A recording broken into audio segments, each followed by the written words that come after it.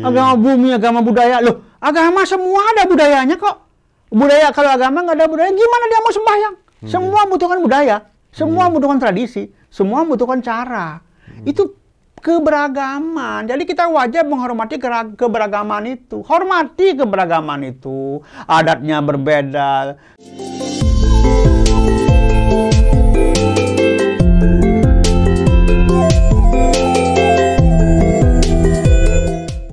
Om Swastiastu. Pemirsa Hindu Channel, kembali lagi pada pagi hari ini kita tentu saja akan berbincang bersama narasumber kita yang dua episode sebelumnya sudah membahas tentang beberapa hal. Hari ini kita membahas tentang keberagaman dalam Hindu bersama Aji Dewa Suratnaya, Wakil Ketua Sabawalaka Parisada Pusat. Om Swastiastu. Om Swastiastu. Kabarnya sehat Haji? Kembali lagi nih, ketemu terus kita. Nah Haji, hari ini kita membahas tentang keberagaman Hindu. Nah, pertanyaan yang pertama tentu saja, bagaimana Hindu memandang keberagaman, khususnya terkait internal keumatan, ajaran, sampradaya, dan adat istiadat. Nih, bagaimana Ji? Weda sendiri menegaskan, Ekam Satwiprah Bahudaudanti katanya. Tuhan itu satu, tapi para bijaksana menyebut dengan banyak nama, dengan berbagai nama, pada zaman yang berbeda, di tempat yang berbeda. Boleh-boleh saja. Weda sendiri menegaskan seperti itu. Artinya, bagi Hindu, keberagaman atau kebinekaan merupakan sebuah keniscayaan. Tidak bisa kita hindari, tidak bisa kita hindarkan, tidak bisa kita pinggirkan. Ya, itu jawabannya. Kita mengakui bahwa itu memang tidak bisa ditolak. Itu sudah hukum Tuhan, retam itu, hukum alam. Seperti itu, ya, keberagaman. Nah, dalam internal Hindu sendiri, contoh di Bali. Jangan dikira di Bali satu ajaran. Oh, di Bali itu ada 54 paling tidak kok, perbedaan-perbedaan. Apakah mereka termasuk sampradaya? Yang jelas mereka, katakanlah, aliran mungkin, sekte mungkin, tetapi mereka tidak pernah benturan.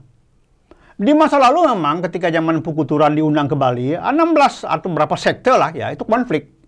Ya, konflik sekte-sekte itu. Tapi kemudian setelah diundang Pukuturan bersama saudara-saudaranya yang 4, ya, akhirnya mereka sepakat. Ya sudahlah, kalau begitu kita sejak saat ini mengacu kepada pedoman Trimurti sajalah.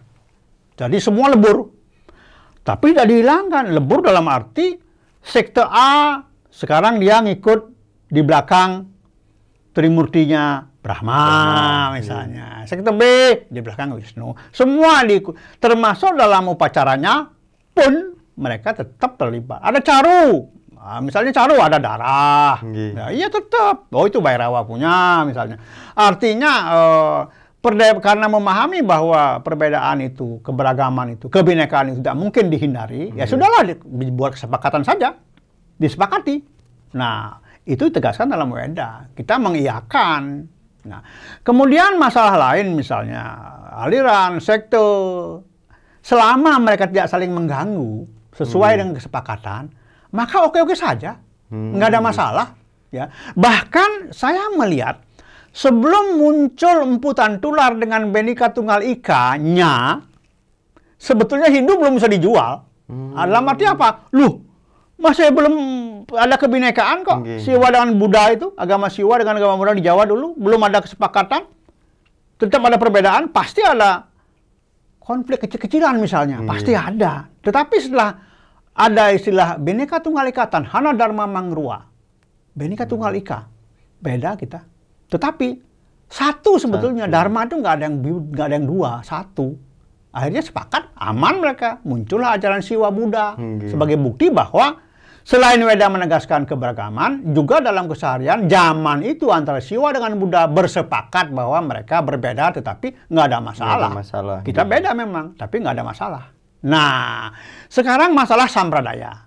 Sampradaya sebetulnya kalau secara formal ya, secara benar begitu, sampradaya di Indonesia ini kan cuma satu. Cuma Hare Krishna yang sampradaya. Yang lain kan bukan. Ada Sai Baba, Nana Marga, Brahma Kumari. Itu kan organisasi. Karena organisasi itu. Karena sampradaya punya aturan ketat. Misalnya umur sekian harus pakai gelang ini, umur sekian harus diinisiasi, umur sekian harus dikse. Maka sangat ketat. Yang banyak di negeri ini kan bukan anggota samperdaya ya, yang sudah menjalani inisiasi itu, tetapi simpatisannya yang banyak.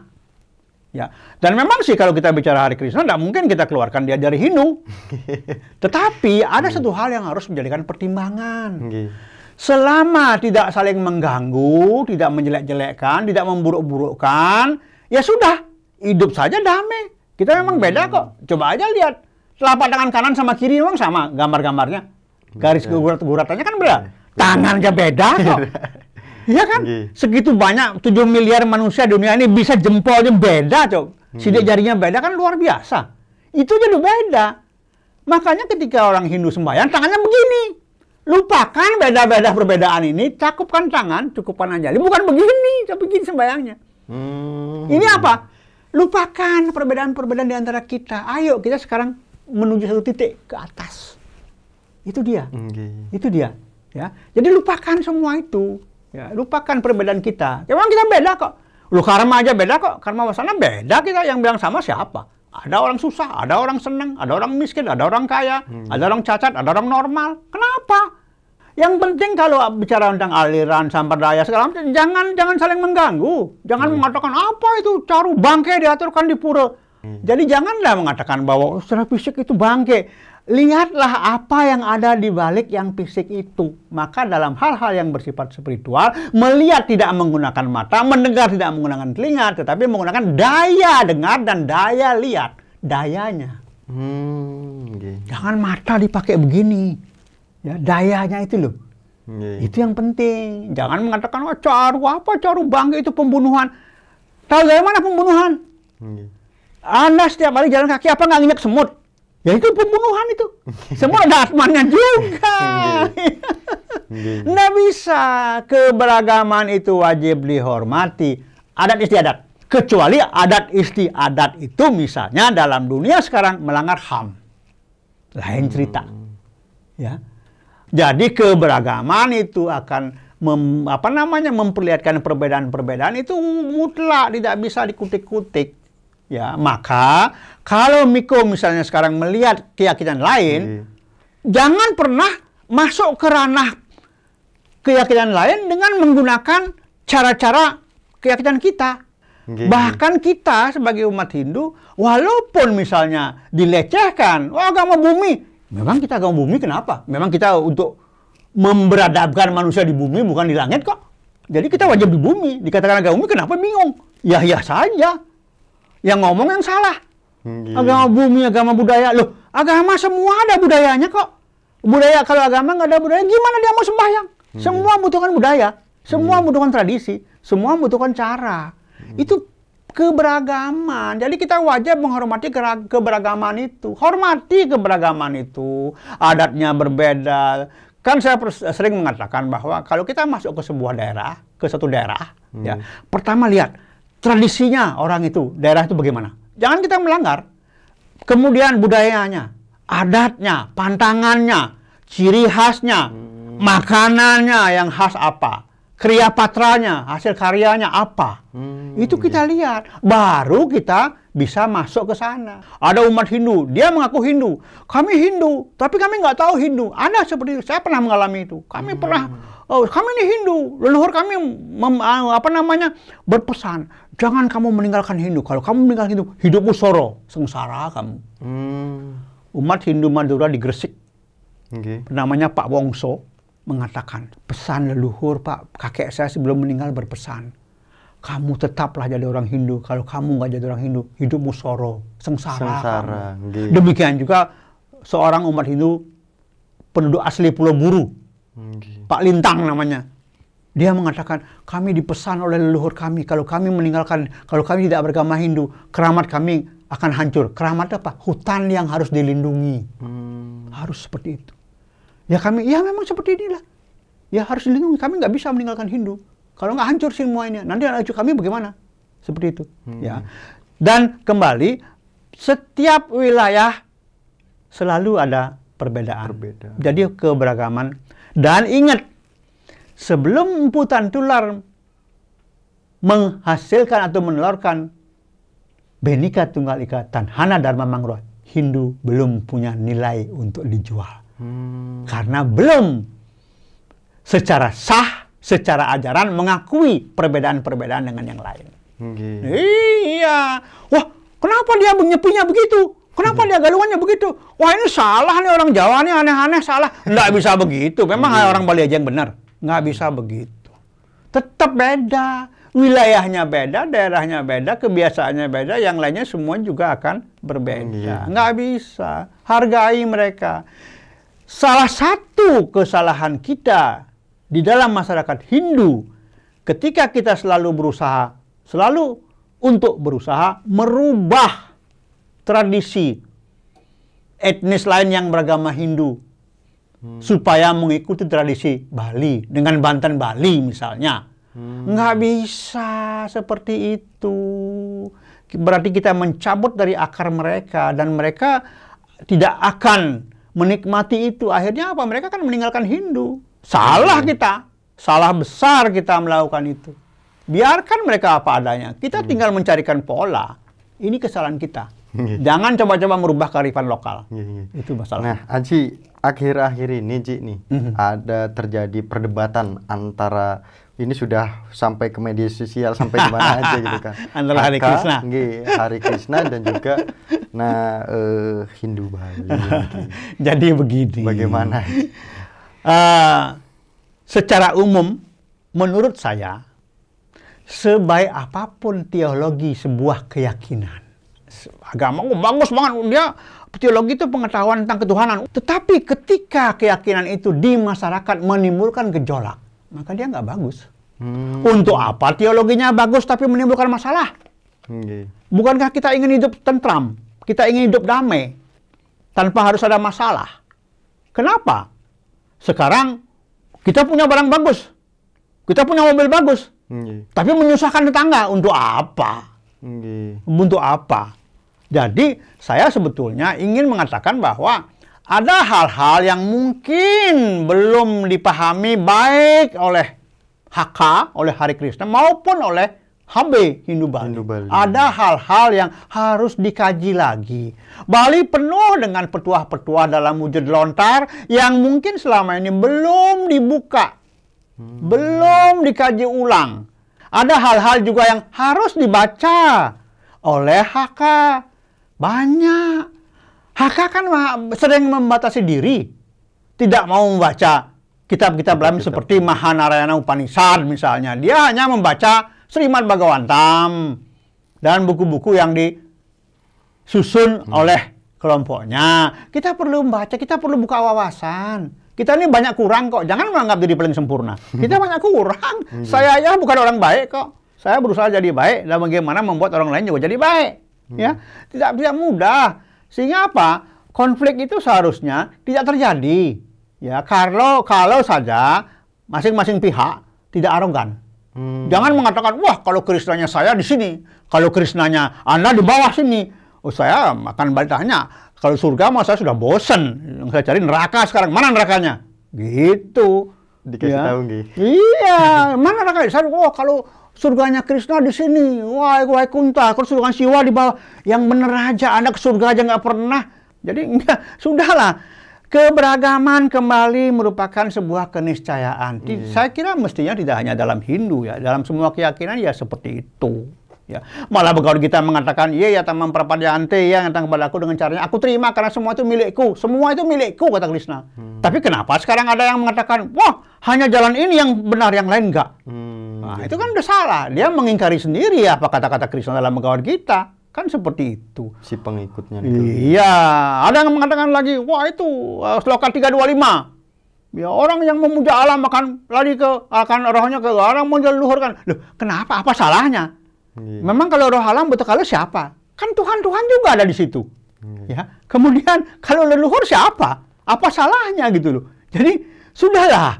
Kita terlalu banyak nggak tahu. Ya, jangan menjadikan pembenaran menjadi sebuah kebenaran. Pembenaran itu setelah mati kita baru tahu nanti, oh ini benar, ini salah setelah mati. Kalau sekarang sih enggak. Semua pembenaran jadi kebenaran. pembenaran menjadi kebenaran. Setelah mati baru tahu nanti, oh ini rupanya yang benar, ini yang salah. Maka banyak orang setelah mati barulah dia berteriak, saya salah selama ini. Banyak setelah mati. Jangan pernah mengatakan keberagaman salah. Jangan pernah mengatakan itu. Iya, Ji. Nah, kemudian kalau misalnya kita berkaitan dengan HK dan HB ini, cara bakti kita itu seperti apa? Cara bakti harusnya yang benarnya ini seperti apa? Jadi yang namanya bakti itu sebetulnya sesuaikan dengan ada yang di lingkungan. Nah, begini. Hindu di Nusantara ini tidak seluruhnya mengacu kepada Weda 100%. Nah, datang juga Hindu ke Indonesia sepotong-sepotong kok. 200 tahun sebelum Masehi sampai tahun 700 mengalir ajaran Hindu dari India. Lumayan, 900 tahun. Tetapi setelah tahun 700 India dijajah selama 600 tahun. Putuslah hubungan itu. Sejarah nih kan. Loh, 600 tahun dijajah. Kemudian ditambah lagi dengan 200 tahun dijajah. Putus hubungan itu. Akhirnya apa? Hindu yang berkembang di Nusantara, khususnya di Bali dan Jawa, mengikuti apa yang sudah ada di Jawa dan di Bali. Jangan dikira Jawa dan Bali nggak ada orang. Ada manusia. Jangan dikira. Kalau orang mengatakan, wah, leluhur orang Indonesia adalah orang-orang dari Cempa. Sebelum orang Cempa ke sini, mereka sebagai pengungsi di sini sudah ada manusia kok. Akhirnya, ajaran yang sepotong itu masuk ke sini, tidak lagi 100%. Ya, tidak fully Vedic. Enggak 100% Wede. Tidak Brahmanisme. Ya, tidak 100%. Tetapi dia sudah beradaptasi dengan apa yang ada di sini. Coba tanya, adakah di India itu pemujaan leluhur? Apa? Ada? Tidak ada. Tapi di sini, kental sekali agama Hindu dengan pemujaan leluhur. Kemudian, yang lain misalnya, kearifan lokal. Beda di sana dengan di sini. Geografi, kita pulau-pulau dengan berbagai beragam budaya, tradisi segala macam. Dan karena kita sangat menghargai kebinekaan, ya otomatis ya pasti juga berbeda. Nggak bisa. Jadi bakti seperti apa? Ya baktilah seperti apa yang dilakukan oleh leluhur. Kenapa begini? Kenapa nggak begini? Karena leluhur kita begini dulu semua. Kita ngikut. Bakti seperti apa? Bakti yang selama ini diwarnai oleh tradisi leluhur. Itulah Hindu kita, Hindu Nusantara, Hindu Indonesia. Tidak persis dengan Hindu India. Nah, coba lihat Hindu India. Apa pendeta di India sama dengan pendeta di Bali? Rambutnya dipusung? Tidak ada. Kalau di Nepal ada. Pendeta kita tuh lebih mirip dengan pendeta di Nepal. Kalau di India kan, wah, rambut pendek. Beda. India dengan kita beda. Hindunya pun beda. Arsitekturnya pun beda.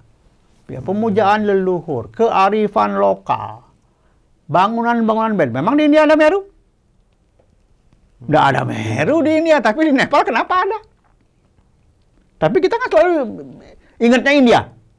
Kalau saya tidak 100% seperti itu. Artinya apa? Hindu itu, ajaran Weda itu berasal dari Himalaya, yang membawa ke Nusantara adalah orang India. Ya, seperti itu dia. Kemudian dengan adanya kondisi umat yang seperti itu, niki, nah yang bersikap tegas atau berperan tegas niki majelis umat atau pemerintah? Pemerintah dulu ya. Pemerintah itu sebetulnya tidak punya hak kecampur masalah keyakinan. Maka di India nggak ada Departemen Agama, itu nggak ada. Di Malaysia juga nggak ada. Jadi itu kan hanya fasilitator saja. Sama halnya dengan Direktorat Jenderal Bima Sindhu yang kita miliki sekarang di sini, ini kan hanya sebagai fasilitator. Dia nggak berhak ikut campur semua. Secara teknis sebetulnya yang berhak itu ya, yang punya hak dan kewajiban ya majelis, lembaga, parisade sebetulnya. Parisade. Iya, dia yang harus tegas. Tapi kan kadang-kadang banyak sekali pertimbangannya. Itu masalahnya, sehingga kelihatan seperti tidak tegas. Contoh dari pertimbangannya nih? Ya, jadi begini, mengingat bahwa Hari Krishna itu mendunia, kan begitu. Tidak mungkin kita mengambil tindakan tegas di sini, Karena nanti akan ada dampaknya terhadap dunia. Kan begitu, pertimbangannya banyak. Tapi kalau menurut saya nggak seperti itu. Saya harus tegas. Selama sebagus, maka tadi saya katakan sebagus apapun teologi sebuah keyakinan. Tapi kalau menimbulkan gejolak, ya mohon maaf. Minggir. Saya gitu aja. Minggir, berarti Anda sudah gagal. Gitu. Apalagi Anda berani mengatakan ajaran ini salah, itu jelek segala macam, tidak bisa. Tahun 1976 yang namanya Prabhupada, Srila Prabhupada, beliau datang ke Jakarta, langsung dari bandara ke Taman Mini, beliau duduk di depan Padmasana dan mengatakan, ini Hindu yang benar. Sampai beliau bertanya, waktu itu didampingi oleh Menteri Agama almarhum Profesor Mukti Ali dan Pak Gede Puja. Dijelaskan, oh iya ini Hindu yang benar. Masih ada itu saksinya hidup. Mangku Taman Mini sama Padanggadana yang menyaksikan peristiwa itu. Srila Prabhupada mengatakan, ini Hindu yang benar. Berarti kan beliau mengakui, ini Hindu yang benar. Dan beliau mengakui bahwa beliau sebenarnya Hindu. Ini yang banyak tidak diketahui. Sehingga menganggap bahwa, wah Hindu Indonesia ini nggak benar. Padahal nggak seperti itu. Ya inilah, ada hal-hal tertentu yang muncul dari egosentris, menganggap dirinya lebih benar, lebih tahu, lebih mengerti tentang hidup dan mati, padahal dia masih hidup, belum tahu matinya seperti apa. Nggak tahu ke depan seperti apa, sekarang sudah berpikir, sudah mengatakan bahwa saya tahu ini, padahal tidak tahu. Manusia itu banyak kesalahan. Saya sendiri banyak kesalahan Pak sebetulnya. Ya, seperti itu. Pengalaman tentang yang kita bahas pada hari ini menjadikan menjadikan pembelajaran atau bisa dilihat acuan-acuannya di mana. Terus untuk episode selanjutnya akan kita bahas lebih detail lagi terkait dengan keberagaman Hindu di Indonesia. Ya. Kami tutup dengan Paramasanti. Om Santi, Santi, Santi. Om. Terima kasih ya Ji. Sama-sama.